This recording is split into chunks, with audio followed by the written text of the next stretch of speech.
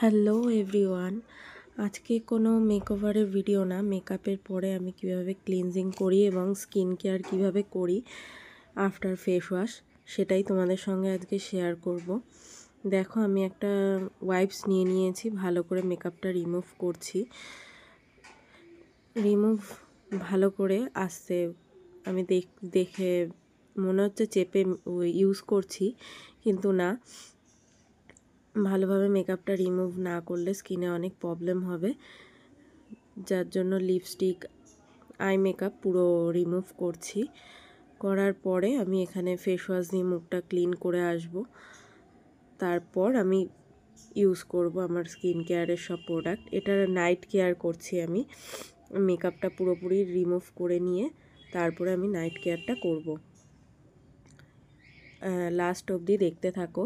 এখানে আমি কিছু কিছু প্রোডাক্ট দেখাবো, খুবই ভালো প্রোডাক্টগুলো। আর দেখো, পুরো আমার মেকআপটা রিমুভ হয়ে গেছে।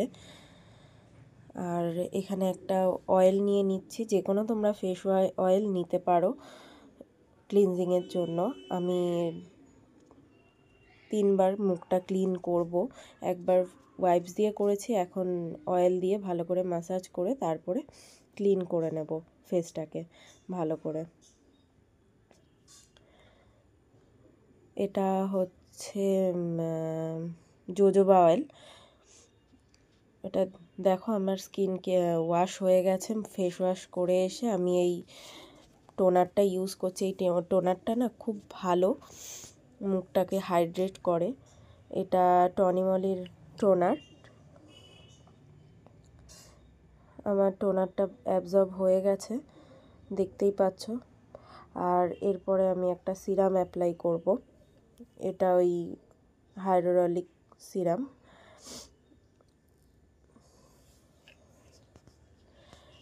এটা মিনিমালিস্টের আমি ইউজ করছি সিরামটা ভালো করে, যেহেতু আমি নাইট কেয়ার করছি আর বেরোবো না,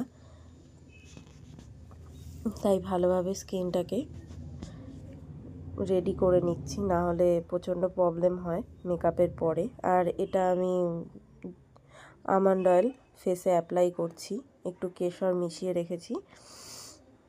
খুবই স্কিনটাকে সফট করে, যেহেতু এখন আস্তে আস্তে ঠান্ডা পড়ছে। আর রাতে ইউজ করাই যায় 12 মাসই। স্কিনটা খুব ভালো হাইড্রেট রাখে, ময়শ্চারাইজ রাখে। এটা দিয়ে স্কিনটা ম্যাসাজ করলেও বেশ সুন্দর গ্লো করে স্কিনটা। আজকের মতো এই পর্যন্তই। চলো বাই, নেক্সট ভিডিওতে আবার দেখা হবে তোমাদের সঙ্গে।